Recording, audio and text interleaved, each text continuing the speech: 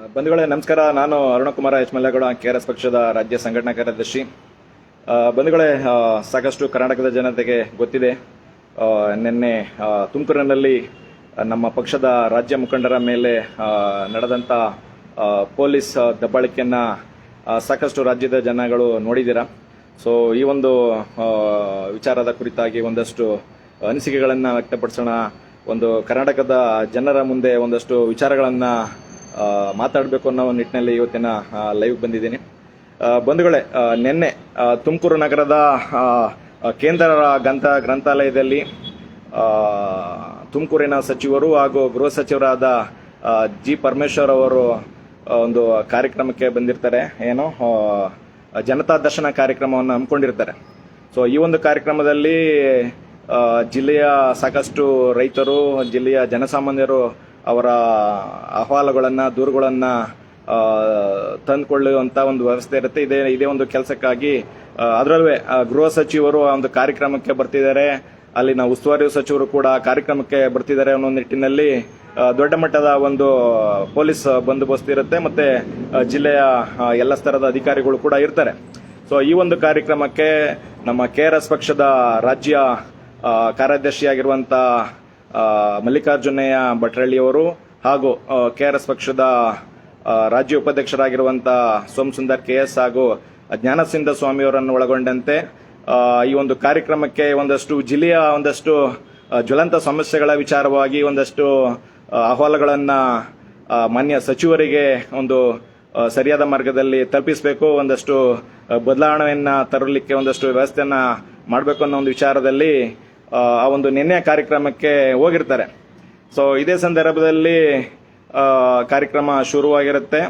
ಆದರೆ ಕಾರ್ಯಕ್ರಮ ಶುರುವಾಗಿ ಒಂದಷ್ಟು ಜನಸಾಮಾನ್ಯರ ಒಂದಷ್ಟು ಅಹವಾಲುಗಳನ್ನು ತೆಗೆದುಕೊಂಡಿರ್ಬೋದು. ಮತ್ತೆ ನಾವು ಕೂಡ ಹೋದಂಥ ಸಂದರ್ಭ, ನಮ್ಮ ಪಕ್ಷದ ಮುಖಂಡರು ಅಲ್ಲಿಗೆ ಹೋದಂಥ ಸಂದರ್ಭದಲ್ಲಿ ಅಲ್ಲಿ ಒಂದು ಪೊಲೀಸ್ ಬಂದೋಬಸ್ತ್ ವ್ಯವಸ್ಥೆಯನ್ನ ಮಾಡ್ತಾ ಇದ್ದಂತ ಒಂದಷ್ಟು ಪೊಲೀಸ್ ಅಧಿಕಾರಿಗಳು ನಮ್ಮ ಪಕ್ಷದ ಮುಖಂಡರಿಗೆ ಹೇಳಿದ್ದಾರೆ, ಏನಂತ ನೀವು ಕೂಡ ಜನಸಾಮಾನ್ಯರಂತೆ ಸರದಿ ಸಾಲಿನಲ್ಲಿ ಬರಬೇಕು ಅನ್ನೋ ವಿಚಾರಗಳನ್ನು ಹೇಳಿದ್ದಾರೆ. ಸೊ ಅದೇ ವಿಚಾರವಾಗಿ ನಮ್ಮವರು ಕೂಡ ಒಂದಷ್ಟು ಹೊತ್ತು ಇದ್ದಾರೆ, ಸರದಿ ಸಾಲಿನಲ್ಲಿ ನಿಂತು ಒಂದು ಮನವಿ ಪತ್ರಗಳನ್ನ, ಆಗ್ರಹ ಪತ್ರಗಳನ್ನ ಕೊಡುವಂತ ಪ್ರಯತ್ನ ಮಾಡಿದ್ದಾರೆ. ಸೊ ಯಾವಾಗ ಈ ಒಂದು ಕಾರ್ಯಕ್ರಮ ಮುಗಿತಾ ಇದೆ, ಮೊಟಕುಗೊಳಿಸ್ತಾ ಇದೆ ಅನ್ನೋ ಒಂದು ವಿಚಾರಗಳು ಬಂದಂತ ಸಂದರ್ಭದಲ್ಲಿ ಇಲ್ಲ, ನಾವು ಖುದ್ದಾಗಿ ಮಾನ್ಯ ಗೃಹ ಸಚಿವರಾದ ಡಾಕ್ಟರ್ ಜಿ ಪರಮೇಶ್ವರ್ ಅವರನ್ನ ಭೇಟಿ ಮಾಡಬೇಕು ಅನ್ನೋ ಒಂದಷ್ಟು ಒತ್ತಾಯಗಳನ್ನು ಹಾಕಿದಾಗ ಅಲ್ಲಿದ್ದಂತ ಒಂದಷ್ಟು ಪೊಲೀಸ್ ಅಧಿಕಾರಿಗಳು ಇಲ್ಲ, ನಾವು ಮಾಹಿತಿಯನ್ನ ಕೊಡ್ತೀವಿ, ಹೋಗುವರಂತೆ ಅನ್ನುವಂಥಷ್ಟು ಒಂದಷ್ಟು ವಿಚಾರಗಳನ್ನ ನಮಗೆ ತಲುಪಿಸಿರ್ತಾರೆ. ಇದೇ ಸಂದರ್ಭದಲ್ಲಿ ನಾವು ಎಂದಿನಂತೆ ಕರ್ನಾಟಕದ ಬಹುತೇಕ ಸರ್ಕಾರಿ ಕಚೇರಿಗಳಿಗೆ ಅಥವಾ ಯಾವುದೇ ರೀತಿಯ ಅಧಿಕಾರಿಗಳನ್ನ, ದೊಡ್ಡ ಮಟ್ಟದ ಅಧಿಕಾರಿಗಳು, ಕೆಎಸ್ ಅಧಿಕಾರಿ ಇರ್ಬೋದು, ಐಪಿಎಸ್ ಅಧಿಕಾರಿಗಳು ಇರ್ಬೋದು, ಐಎಎಸ್ ಅಧಿಕಾರಿಗಳನ್ನ ಸಾರ್ವಜನಿಕ ವಿಚಾರವಾಗಿ ಕೇಳ್ಕೋದಂತ ಸಂದರ್ಭದಲ್ಲಿ ನಾವು ಬಹುತೇಕ ಸಂದರ್ಭದಲ್ಲಿ ನಾವು ಲೈವ್ಗಳನ್ನ ಮಾಡ್ಕೊಂಡು ಹೋಗುವಂತ ಒಂದು ನಿಟ್ಟಿನಲ್ಲಿ ನಾವು ರಾಜ್ಯವ್ಯಾಪಿ ಕಳೆದ 6 ವರ್ಷದಿಂದ ಮಾಡ್ಕೊಂಡು ಬಂದಿರುವಂತಹ ಸಂದರ್ಭದಲ್ಲಿ ಇದೇ ಮಾದರಿಯಲ್ಲಿ ನಿನ್ನೆ ನಾವು ಯಾವುದೇ ಒಂದು ಪರ್ಸನಲ್ ಕಂಪ್ಲೇಂಟ್ಗಳನ್ನ ತೆಗೆದುಕೊಂಡು ಹೋಗಿರಲಿಲ್ಲ. ಜಿಲ್ಲೆಯ ಸಮಸ್ಯೆ ವಿಚಾರಗಳನ್ನ ತೆಗೆದುಕೊಂಡು ಹೋಗಿರುವಂತಹ ಸಂದರ್ಭದಲ್ಲಿ ನಮ್ಮ ಮಲ್ಲಿಕಾರ್ಜುನ್ ಭಟ್ರಳ್ಳಿ ಅವರು ಒಂದಷ್ಟು ಪಕ್ಷದ ಕಡೆಯಿಂದ ಕೊಡ್ತಾ ಇರುವಂತಹ ಒಂದಷ್ಟು ಅಹವಾಲುಗಳ ಪತ್ರಗಳನ್ನ ಇಟ್ಕೊಂಡಿರ್ತಾರೆ. ಸೊ ಅವರು ಮಾನ್ಯ ಸಚಿವರು ಆ ಒಂದು ಸಭೆಯಿಂದ ಹೊರಗಡೆ ಬರಬೇಕಾದ್ರೆ ನಮ್ಮದು ಒಂದಷ್ಟು ಕಂಪ್ಲೇಂಟ್ ಇತ್ತು ಅಂತ ಹೇಳಿದಾಗ ಅವರು ಮಾನ್ಯ ಸಚಿವರು ತುಂಬಾ ಬೇಜವಾಬ್ದಾರಿಯಿಂದ, ಏಕೋಚನದಿಂದ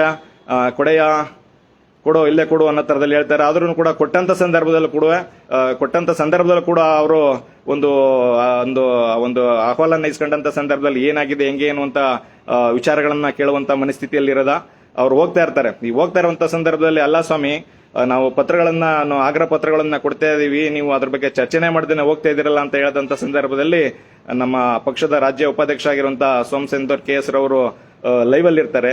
ಸೊ ಇದನ್ನು ಮನಗಂಡಂತ ಸಚಿವರು ವಿಡಿಯೋವನ್ನ ಆಫ್ ಮಾಡುವಂತ ಹೇಳ್ತಾರೆ. ವಿಡಿಯೋವನ್ನ ಏನಕ್ಕೆ ಆಫ್ ಮಾಡಬೇಕು? ನಮ್ಮನ್ನ ಹೊರತುಪಡಿಸಿ ಅಲ್ಲೊಂದಷ್ಟು ಮಾಧ್ಯಮ ಮಿತ್ರರು ಕೂಡ ಒಂದಷ್ಟು ವಿಡಿಯೋಗಳನ್ನ ಮಾಡ್ತಾ ಇರ್ತಾರೆ, ಅವರನ್ನ ಆಫ್ ಮಾಡಿ ಅಂತ ಹೇಳ್ತಾರಾ? ಅವ್ರಿಗೆ ಇಲ್ಲಿರುವಂತಹ ನಿರ್ಬಂಧ ಕೆಆರ್ಎಸ್ ಪಕ್ಷದ ಪದಾಧಿಕಾರಿಗಳ ಮೇಲೆ ಏಕೆ ನಿರ್ಬಂಧ? ಏಕೆ ರಾಜ್ಯಾದ್ಯಂತ ಇವತ್ತು ಕೆಆರ್ಎಸ್ ಪಕ್ಷ ಬಹುತೇಕ ಸರ್ಕಾರಿ ಕಚೇರಿಗಳಲ್ಲಿ ನಡೀತಾ ಇರುವಂತಹ ಅಕ್ರಮ ಅನ್ಯಾಯಗಳನ್ನ ಪ್ರಶ್ನೆ ಮಾಡ್ತಾ ಇರುವಂತದ್ದು ಪರಮೇಶ್ವರ್ ಅವ್ರಿಗೂ ಗೊತ್ತಿದೆ, ಮತ್ತು ಈ ಒಂದು ರಾಜ್ಯದ ಹೋಮ್ ಮಿನಿಸ್ಟರ್ ಆಗಿ ಅವರ ಅಧೀನ ಅಧಿಕಾರಿಗಳು ಅವರ ಅಂದ್ರೆ ಪೊಲೀಸ್ ಇಲಾಖೆ ಯಾವ ರೀತಿ ಕೆಲಸ ಮಾಡ್ತಾ ಇದೆ ಒಂದು ವಿಚಾರಗಳು, ಪೊಲೀಸರು ಮಾಡ್ತಾ ಇರುವಂತಹ ದೌರ್ಜನ್ಯ ದಬ್ಬಾಳಿಕೆಗಳ ಒಂದಷ್ಟು ವಿಚಾರಗಳನ್ನ ಜನಸಾಮಾನ್ಯರಿಗೆ ತಿಳಿಸಿರುವಂತದ್ದು ಮಾನ್ಯ ಪರಮೇಶ್ವರ್ ಅವರು ಗೊತ್ತಿದೆ. ಆ ಕಾರಣಕ್ಕಾಗಿ ಇಲ್ಲಿ ನಾವು ಮಾತಾಡ್ತಾ ಇರುವಂತದ್ದು ಜನಸಾಮಾನ್ಯರಿಗೆ ಬೇರೆ ಬೇರೆ ತರಕ್ಕೆ ಅರ್ಥ ಬರುತ್ತೆ ಅನ್ನೋ ಒಂದು ನಿಟ್ಟಿನಲ್ಲಿ ನಿನ್ನ ಫೋನನ್ನ ವಿಡಿಯೋನ ಕಟ್ ಮಾಡು ಅಂತ ಹೇಳ್ತಾರೆ. ಸೊ ಹಾಗಾಗಿ ಇಲ್ಲಿ ಒಬ್ಬ ಸಚಿವರಾಗಿ, ಉಸ್ತುವಾರಿ ಸಚಿವರಾಗಿ, ಒಬ್ಬ ಗೃಹ ಸಚಿವರಾಗಿ ನಿಮ್ಮ ಆಡಳಿತದ ಒಂದು ದುರುಪಯೋಗವನ್ನ ಮಾಡ್ಕೊಂಡಿದ್ದೀರಾ. ಭಾರತದ ಏನು ಸಂವಿಧಾನಬದ್ಧವಾಗಿ ಕೊಟ್ಟಿರುವಂತಹ ಸಾರ್ವಜನಿಕರಿಗೆ ಕೊಟ್ಟಿರುವಂತಹ ಮೂಲಭೂತ ಹಕ್ಕುಗಳನ್ನ ಕಸಿದುಕೊಳ್ತಾ ಇದ್ದೀರಾ. ಎಲ್ಲಿದೆ ಸಾರ್ವಜನಿಕ ಸ್ಥಳಗಳಲ್ಲಿ ವಿಡಿಯೋ ಮಾಡಬಾರದು ಅಂತ ಎಲ್ಲಾದ್ರೂ ಹೇಳಿದಾರಾ? ಎಲ್ಲೂ ಹೇಳಿಲ್ಲ.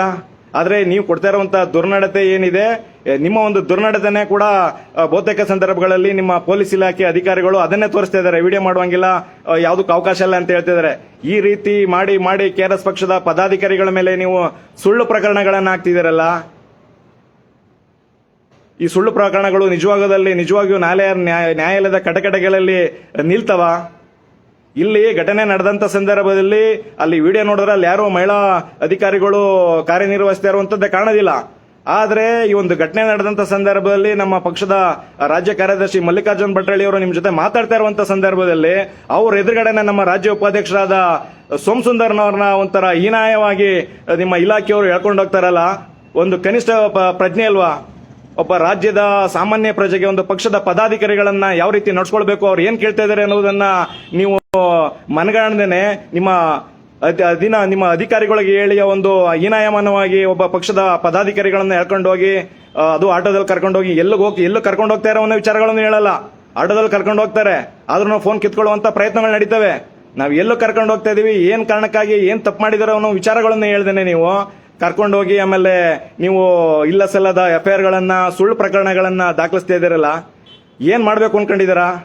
ರಾಜ್ಯದ ಒಂದು ಆಡಳಿತ ವ್ಯವಸ್ಥೆಯನ್ನ ನೀವು ಅರಾಜಕತೆಗೆ ತರ್ತಾ ಇದ್ದೀರಾ. ನೀವು ಕುವ್ಯವಸ್ಥೆಯನ್ನ ಮಾಡ್ತಾ ಇದ್ದೀರಾ. ನೀವು ಸುವ್ಯವಸ್ಥೆಯನ್ನ ನೀವು ಕಾಪಾಡ್ತಾ ಇಲ್ಲ. ರಾಜ್ಯದ ಒಂದು ಕಾನೂನು ಸುವ್ಯವಸ್ಥೆಯನ್ನ ಕಾಪಾಡ್ತಾ ಇಲ್ಲ. ನೀವು ಹದಗೆಡಿಸ್ತಾ ಇರೋರು ನೀವು.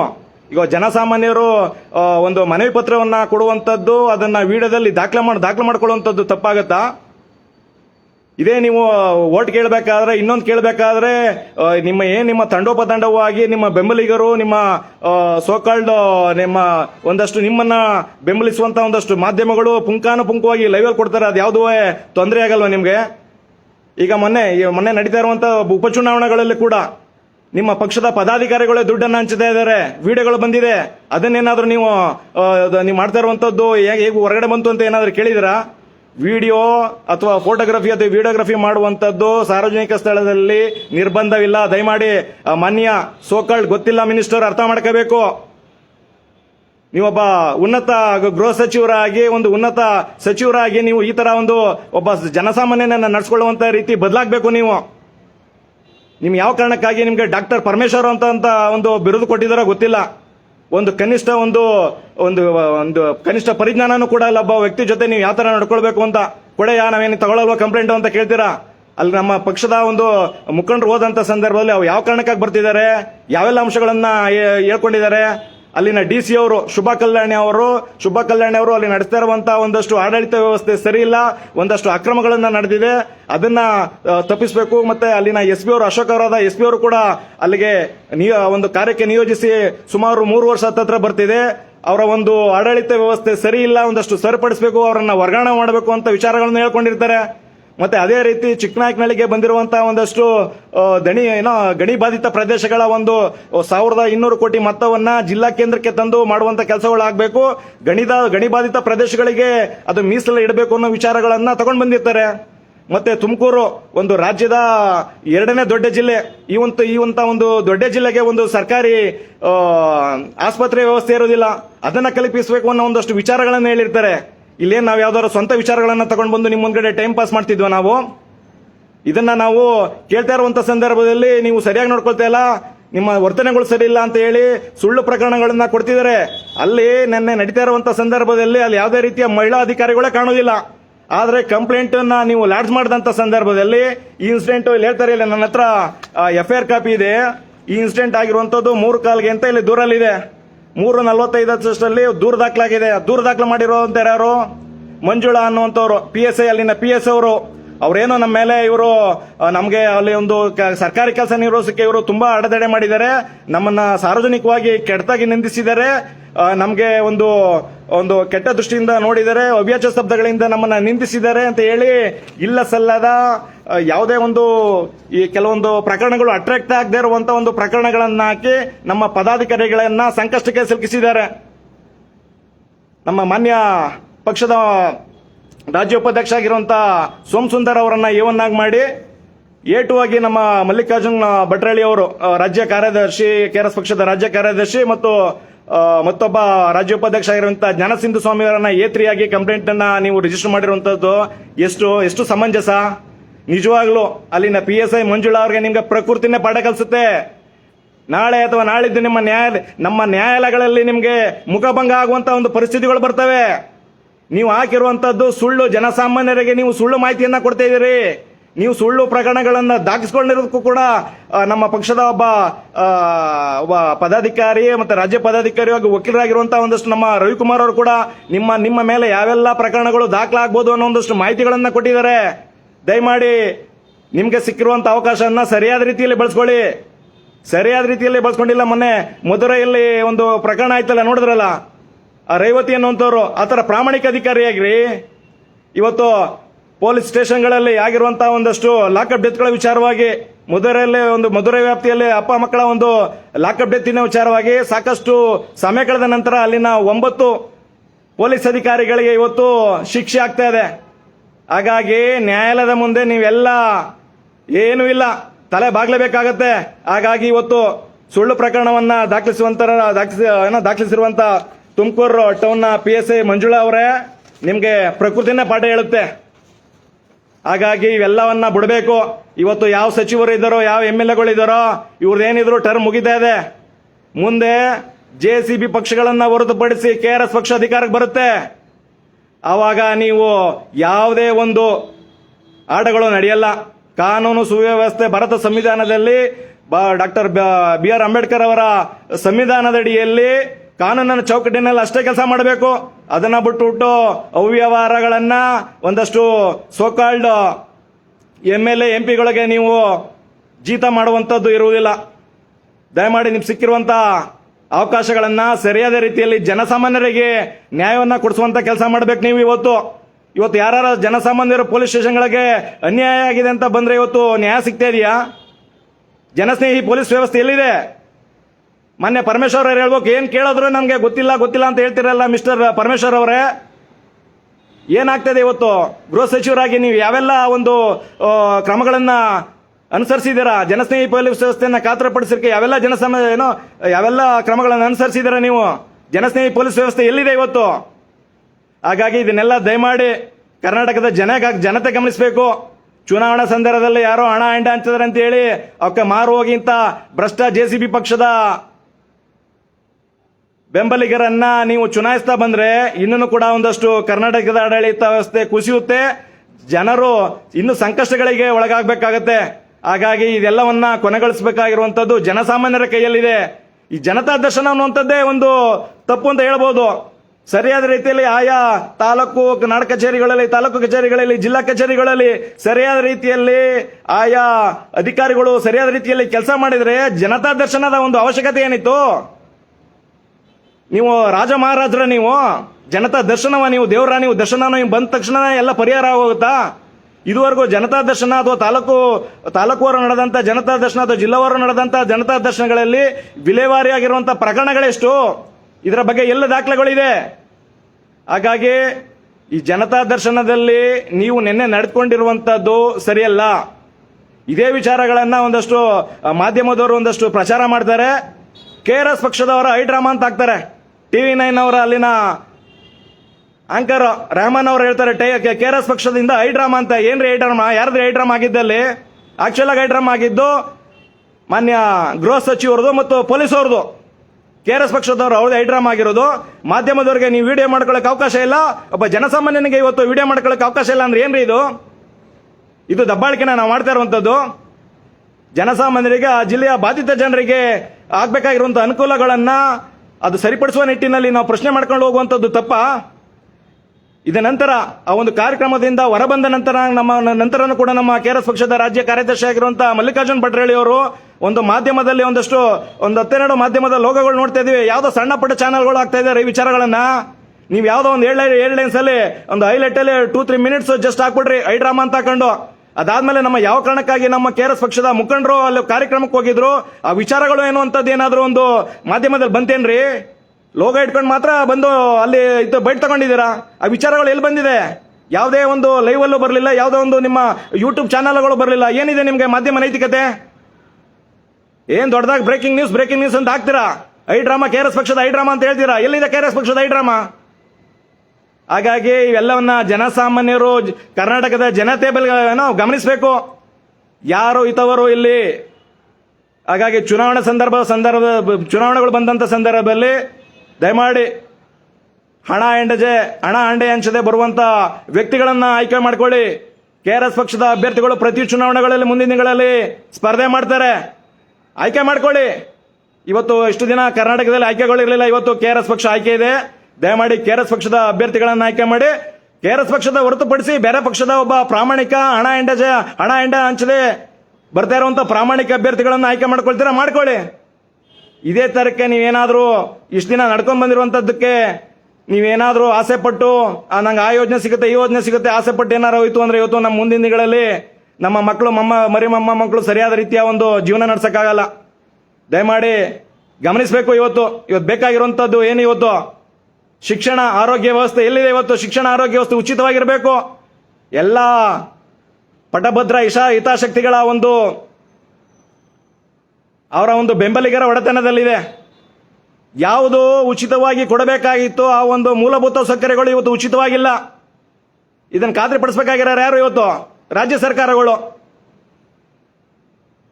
ಹಾಗಾಗಿ ದಯಮಾಡಿ ಮುಂದಿನ ದಿನಗಳಲ್ಲಿ ಕೆಆರ್ಎಸ್ ಪಕ್ಷದ ಹೋರಾಟಗಳನ್ನ ಗಮನಿಸ್ತಾ ಇರುವಂತವರು, ಕೆಆರ್ಎಸ್ ಪಕ್ಷದ ಹೋರಾಟಗಳನ್ನ ಬೆಂಬಲಿಸ್ತಾ ಇರುವಂತವರು, ನೋಡ್ತಾ ಇರುವಂತವ್ರು, ಕೆಆರ್ಎಸ್ ಪಕ್ಷದ ಕಾರಣಕ್ಕಾಗಿ ರಾಜ್ಯಾದ್ಯಂತ ಸಾಕಷ್ಟು ಲೈವ್ಗಳನ್ನ ಮಾಡ್ತಾ ಇರುವಂತ ನಮ್ಮ ಯುವಕರು, ಎಲ್ಲ ಕನ್ನಡ ಪರ ಸಂಘಟನೆಯ ಸನ್ಮಿತ್ರರು ದಯಮಾಡಿ ಈ ವಿಚಾರವಾಗಿ ನಡೆದಂತ ಘಟನೆ ವಿಚಾರವಾಗಿ ಮಾತಾಡಿ. ಇವತ್ತಿನ ಗೃಹ ಸಚಿವರು ಯಾವ ರೀತಿ ನಡ್ಕೊಳ್ತಾ ಇದ್ದಾರೆ ಅನ್ನೋದನ್ನ ಮಾನ್ಯ ಮುಖ್ಯಮಂತ್ರಿ ಸಿದ್ದರಾಮಯ್ಯ ಅವರು ಕೇಳಬೇಕು. ನಾವು ತುಂಬಾ ಒಳ್ಳೆ ರೀತಿಯಲ್ಲಿ ನಮ್ದು ಲಾ ಅಂಡ್ ಆರ್ಡರ್ ತುಂಬಾ ಚೆನ್ನಾಗಿದೆ ಅಂತ ಹೇಳ್ತೀರಿ. ಹೇಳ್ರಿ, ನಿಮ್ಮ ಸಮ್ಮುಖದಲ್ಲೇ ಒಂದು ಕನಿಷ್ಠ ವಿಡಿಯೋಗ್ರಫಿ ಅಥವಾ ಫೋಟೋಗ್ರಫಿ ಮಾಡೋಕೆ ಅವಕಾಶ ಇಲ್ಲ ಅಂದ್ರೆ ಏನ್ರಿ? ಯಾರೋ ಒಂದು ನಿಮ್ದು ಯಾವ್ದೋ ಒಂದು ಪ್ರೈವೇಟ್ ಕಾರ್ಯಕ್ರಮಗಳು ಯಾರೋ ಫೋಟೋ ತಗೊಳ್ತೇನೆ ಬರ್ತೀನಿ ಅಂದ್ರೆ ಆಹಾ ನೀವು ಕೊಡುವಂತ ಫೋಸ್ಗಳೇನು? ನಾವು ಜನಸಾಮಾನ್ಯರ ಒಂದಷ್ಟು ಅಹವಾಲುಗಳನ್ನ ತಗೊಂಡು ಬಂದು ಸರಿಯಾದ ರೀತಿಯಲ್ಲಿ ನಡ್ಕೊಳ್ಳಿ ಅಂತ ಕೇಳ್ತಾ ಇದ್ರೆ ನೀನು ಫೋನ್ ಆಫ್ ಮಾಡ್ಯಾ, ವಿಡಿಯೋ ಆಫ್ ಮಾಡ್ಯಾ ಅಂತ ಕೇಳ್ತೀರಾ. ಏನ್ರಿ ಇದು? ಮೊನ್ನೆ ಪರಮೇಶ್ವರ್ ಅವರೇ ದಯಮಾಡಿ ಬದಲಾಗಿ ಡಾಕ್ಟರ್ ಪರಮೇಶ್ವರ್ ಅಂತ ಇರುವಂತ ಹೆಸರುಗಾದ್ರೂ ಒಂದಷ್ಟು ಘನತೆ ಗೌರವ ಉಳಿಸ್ರಿ. ನೀವು ಸರಿಯಾಗಿ ನಡ್ಕೊಂಡ್ರೆ ನಿಮ್ಮ ಇಲಾಖೆಯಲ್ಲಿ ಕೆಲಸ ಮಾಡುವಂತ ಅಧಿಕಾರಿಗಳು ಸರಿಯಾಗ್ತಾರೆ. ಇಲ್ಲ ಅಂದ್ರೆ ನೀವು ಯಾವ್ದಕ್ಕೂ ಫೋಟೋ ಮಾಡುವಂತದ್ದು ಏನ್ ಇವ್ರ ಹತ್ರ ಪರ್ಮಿಷನ್ ತಗೊಂಡೆ ಫೋಟೋ ಮಾಡ್ಬೇಕು ಎಲ್ರಿ ಇದೆ? ಹೈಕೋರ್ಟ್ಗಳು ಹೇಳ್ತಾ ಇದೆ ನಿಷೇಧ ಇಲ್ಲ ಅಂತ. ಹಾಗಾಗಿ ದಯಮಾಡಿ ತಿಳಿದುಕೊಂಡು ಜನಸಾಮಾನ್ಯರಿಗೆ ಕೊಡಬೇಕಾದ ಸೌಲಭ್ಯಗಳನ್ನ, ಕಾನೂನು ಸುವ್ಯವಸ್ಥೆಯನ್ನ ಸರಿಯಾದ ರೀತಿಯಲ್ಲಿ ಕಾಪಾಡುವಂತ ನಿಟ್ಟಿನಲ್ಲಿ ನೀವೆಲ್ಲ ಬದಲಾಗಿ ಅಂತ ನಾನು ಕೆಆರ್ಎಸ್ ಪಕ್ಷದ ಒಬ್ಬ ಪದಾಧಿಕಾರಿ ಆಗ್ರಹ ಮಾಡ್ತಾ ಇದ್ದೇನೆ. ಮುಂದಿನ ದಿನಗಳಲ್ಲಿ ಇವತ್ತು ಪ್ರಕೃತಿ ಯಾರ್ಯಾರು ನಮ್ಮ ಕೆಆರ್ಎಸ್ ಪಕ್ಷದ ಪದಾಧಿಕಾರಿಗಳ ಮೇಲೆ ದರ್ಪ ದೌರ್ಜನ್ಯ ಸುಳ್ಳು ಪ್ರಕರಣಗಳನ್ನ ದಾಖಲಿಸಿದರೋ ಪ್ರಕೃತಿನೇ ನಿಮ್ಗೆ ಉತ್ತರ ಕೊಡುತ್ತೆ. ನ್ಯಾಯಾಲಯ ಕಟಕಟದಲ್ಲಿ ನಿಮಗೆ ಸಿಗಬೇಕಾದಂತ ಒಂದಷ್ಟು ಮಾನಹಾನಿ ಆಗಿರೋದಂತೂ ಗ್ಯಾರಂಟಿ. ಹಾಗಾಗಿ ದಯಮಾಡಿ ಕರ್ನಾಟಕದ ಜನತೆ ಗಮನಿಸಿ, ಪೊಲೀಸರು ಮತ್ತು ಮಾನ್ಯ ಗೃಹ ಸಚಿವರು ನಡ್ಕೊಂಡಿರುವಂತ ವಿಚಾರಗಳಿಗೆ ಖಂಡನೆಯನ್ನ ಮಾಡಬೇಕು, ಖಂಡಿಸಬೇಕು. ದಯಮಾಡಿ ಖಂಡಿಸಿ ತನ್ಮೂಲಕ ಒಂದು ಸುವ್ಯವಸ್ಥೆಯನ್ನ ಕಟ್ಟಲಿಕ್ಕೆ ದಯಮಾಡಿ ಎಲ್ಲರೂ ಮುಂದಾಗಬೇಕು, ಪ್ರಶ್ನೆಯನ್ನ ಮಾಡಬೇಕು. ಕಾಂಗ್ರೆಸ್ ಅವರು ಪ್ರಶ್ನೆ ಮಾಡ್ರಿ, ಬಿಜೆಪಿ ಅವರು ಪ್ರಶ್ನೆ ಮಾಡ್ರಿ. ಯಾಕ್ರಿ ಪ್ರಶ್ನೆ ಮಾಡ್ತಾ ಇಲ್ಲ? ನಾವು ಮಾಡ್ತಾ ಇರುವಂತದ್ದು ಏನ್ ತಪ್ಪಾಗಿದೆಯಾ? ಇಲ್ಲಿ ಸರಿಯಾಗಿ ನಡ್ಕೊಳ್ತಿದೀವಲ್ಲ. ಪ್ರತಿಯೊಂದು ನಾವು ಯಾವ ತರ ನಡ್ಕೊಳ್ತಾ ಇದೀವಿ ಅನ್ನೋಂಥದ್ದು ಲೈವಲ್ ಕವರ್ ಆಗಿದೆಯಲ್ರಿ. ಸಾಧ್ಯವಾದ್ರೆ ನೀವು ಅಡಗೊಳಿಸ್ಕೊಡಿ, ನೀವನ್ನ ಪ್ರಶ್ನೆ ಮಾಡಿ, ನಿಮ್ಮ ಪಕ್ಷದ ಮುಖ್ಯಮಂತ್ರಿಯವರನ್ನ, ಗೃಹ ಸಚಿವರನ್ನ ಪ್ರಶ್ನೆ ಮಾಡಿ. ನೀವು ಬೇರೆ ಪಕ್ಷದವ್ರು ಇರೋರು, ನೀವೇನ್ ಬೇರೆಯವರಲ್ಲ, ಎಲ್ಲ ನಮ್ಮವರೇ. ಹಾಗಾಗಿ ದಯಮಾಡಿ ಬದಲಾಗಿ ನೀವು ಕೂಡ ಎಲ್ಲೆಲ್ಲಿ ಅನ್ಯಾಯ ಅಕ್ರಮಗಳು ನಡೆದಂತ ಸಂದರ್ಭದಲ್ಲಿ ದಯಮಾಡಿ ಪ್ರಶ್ನೆ ಮಾಡಿ. ಹಾಗಾಗಿ ಇಷ್ಟು ವಿಚಾರ ಇದು ನಿನ್ನೆ ನಡೆದಿರುವಂತಹ ಪ್ರಕರಣ ನಿಜವಾಗ್ಲೂ ಖಂಡನೀಯವಾದದ್ದು. ದಯಮಾಡಿ ಮಾನ್ಯ ಗೃಹ ಸಚಿವರು ಬದಲಾಗಬೇಕು. ಇನ್ನೇನೋ ಒಂದು ಎಷ್ಟು ವರ್ಷ ಇದೆ ಏನೋ ಗೊತ್ತಿಲ್ಲ, ನಿಮ್ದು ಅಧಿಕಾರ ಏನ್ ನಿರಂತರ ಇಲ್ಲ, ಇದು ಹೋಗುತ್ತೆ. ಹಾಗಾಗಿ ನೀವು ಕೂಡ ಮಾಜಿ ಆಗ್ತೀರಾ. ದಯಮಾಡಿ ನಿಮ್ಗೆ ಸಿಕ್ಕಿರುವಂತಹ ಒಂದು ಅವಕಾಶವನ್ನ ಸರಿಯಾಗಿ ಸದ್ಬಳಕೆ ಮಾಡ್ಕೊಳ್ಳಿ. ಸಾರ್ವಜನಿಕರ ಜೊತೆ ಸರಿಯಾಗಿ ನಡ್ಕೊಳ್ಬೇಕು. ನೀವು ಕೊಡುವಂತಹ ದುರ್ವರ್ತನೆಗಳೇ ನಿಮ್ಮ ಮೇಲಧಿಕಾರಿಗಳು ತೋರಿಸ್ತಾರೆ. ಇದೇ ರೀತಿಯ ದರ್ಪ ದೌರ್ಜನ್ಯದಿಂದ ನೀವು ಮತ ಕೇಳುವಾಗ ತೋರಿಸ್ತೀರೇನ್ರಿ? ಮಾಡಲ್ಲ ತಾನೆ. ಬದಲಾಗಿ ಇಲ್ಲಿ ಯಾವುದೂ ನಿರಂತರ, ಯಾವುದೂ ಪರ್ಮನೆಂಟ್ ಅನ್ನುವಂಥದ್ದಿಲ್ಲ. ಹಾಗಾಗಿ ಬದಲಾಗಿ ಕರ್ನಾಟಕದ ಜನ ಬದಲಾಗಬೇಕು. ಕನ್ನಡದ ಹೋರಾಟಗಾರರು ಕೂಡ ಸಾಕಷ್ಟು ಸಂದರ್ಭಗಳಲ್ಲಿ ಈ ತರ ಅನ್ಯಾಯ ಅಕ್ರಮಗಳಾದಂತಹ ಸಂದರ್ಭದಲ್ಲಿ ನಿಮ್ಮ ಧ್ವನಿಯನ್ನೇ ಎತ್ತಿದ್ದೀರಾ.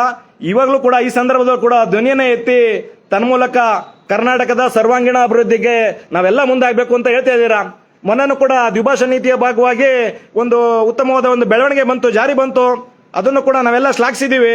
ನಾವು ಕೂಡ ವಿಚಾರವಾಗಿ ದ್ವಿಭಾಷಾ ನೀತಿ ಬರಬೇಕು ಅನ್ನೋ ವಿಚಾರವಾಗಿ ನಾವು ಸ್ವಾತಂತ್ರ್ಯ ಉದ್ಯಾನದಲ್ಲಿ ದೊಡ್ಡ ಮಟ್ಟದ ಕಾರ್ಯಕ್ರಮ ಎಲ್ಲ ಒಂದಷ್ಟು ಕನ್ನಡ ಪರ ಸಂಘಟನೆಗಳನ್ನು ಒಳಗೊಂಡಂತೆ ನಾವು ಕೂಡ ಈ ಒಂದು ಕನ್ನಡದ ಒಂದಷ್ಟು ಬದಲಾವಣೆಗಳಾಗಬೇಕು ಅಂತ ಕೇಳಿದ್ದೀವಿ. ಈ ಒಂದು SLC ಯಲ್ಲಿ ಹಿಂದಿಯನ್ನ ಗ್ರೇಡ್ಗೆ ತಂದಿರುವಂತದ್ದು, ಯಾವುದೇ ಆದ ಒಂದು ಮಾರ್ಕ್ಸ್ ಅನ್ನ ಪರಿಗಣಿಸ್ತಿರುವಂತ ವಿಚಾರವಾಗಿ ನಮಗೂ ಕೂಡ ಒಂದು ಬೆಂಬಲ ಇದೆ.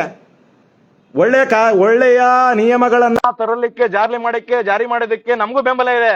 ಆದರೆ ಈ ತರ ದುರ್ನಡತೆಯ ಒಂದು ಖಂಡನೀಯ ವಿಚಾರಗಳನ್ನ KRS ಪಕ್ಷ ಖಂಡಿಸುತ್ತೆ. ಹಾಗಾಗಿ ಕನ್ನಡಿಗರು ಖಂಡಿಸುವಂತ ಕೆಲಸ ಆಗ್ಬೇಕು ಅಂತ ನಾನು ಈ ಸಂದರ್ಭದಲ್ಲಿ ಮನವಿ ಮಾಡ್ತಾ ನನ್ನ ಒಂದಷ್ಟು ಖಂಡನೀಯ ವಿಚಾರಗಳನ್ನ ನಿಮ್ಮ ಹತ್ರ ಹೇಳ್ಕೊಳ್ಳೋದಕ್ಕೆ ಅವಕಾಶ ಮಾಡಿಕೊಟ್ಟಂತ ಪ್ರತಿಯೊಬ್ಬರಿಗೂ ಧನ್ಯವಾದಗಳನ್ನ ಹೇಳ್ತಾ ಇದೀವಿ. ಸೊ ಈ ವಿಚಾರವಾಗಿ ಇನ್ನೂ ಒಂದಷ್ಟು ಬೆಳವಣಿಗೆಗಳಾಗ್ತಾ ಇದೆ. ಹಾಗಾಗಿ ನಾವು ಮಾಡ್ತಾ ಇರುವಂತ ಹೋರಾಟಗಳನ್ನ ನಿಲ್ಸಲ್ಲ. ನಮ್ಗೆ ಶಕ್ತಿ ಏನ್ ಕಡಿಮೆ ಆಗಿಲ್ಲ, ಶಕ್ತಿ ಇನ್ನೂ ವೃದ್ಧಿನೇ ಆಗ್ತಾ ಇದೆ. ನಿಜವಾಗ್ಲೂ ನಾವು ಮಾಡ್ತಾ ಇರುವಂತಹ ಹೋರಾಟ ಜನಪರವಾದದ್ದು, ಒಂದು ನ್ಯಾಯ ನೀತಿ ಧರ್ಮದ ಹಾದಿಯಲ್ಲಿ ನಡೀತಾ ಇರುವಂತದ್ದು. ಇದು ಮುಂದುವರಿತದೆ. ಹಾಗಾಗಿ ದಯಮಾಡಿ KRS ಪಕ್ಷದ ಹೋರಾಟವನ್ನ ಬೆಂಬಲಿಸಿ, ಮತ್ತೆ KRS ಪಕ್ಷ ಮಾಡ್ತಾ ಇರುವಂತಹ ಹೋರಾಟ ರೀತಿಯಲ್ಲೇ ನಿಮ್ಮ ಇತಿಮಿತಿಗಳಲ್ಲೇ ನಿಮ್ಮ ಸುತ್ತಮುತ್ತ ಆಗ್ತಾ ಇರುವಂತಹ ಅಕ್ರಮಗಳನ್ನ ಪ್ರಶ್ನೆ ಮಾಡಿ ಅಂತ ಈ ಮೂಲಕ ಜನಸಾಮಾನ್ಯರಲ್ಲಿ ಮನವಿ ಮಾಡಿಕೊಂಡು ನನ್ನ ಇವತ್ತಿನ ಮಾತುಗಳನ್ನು ಮುಗಿಸ್ತಾ ಇದ್ದೀನಿ. ನಾನು ಅರುಣ್ ಕುಮಾರ್ H. ಮಲ್ಲೇಗೌಡ, KRS ಪಕ್ಷದ ರಾಜ್ಯ ಸಂಘಟನಾ ಕಾರ್ಯದರ್ಶಿ. ಧನ್ಯವಾದ. ನಮಸ್ಕಾರ.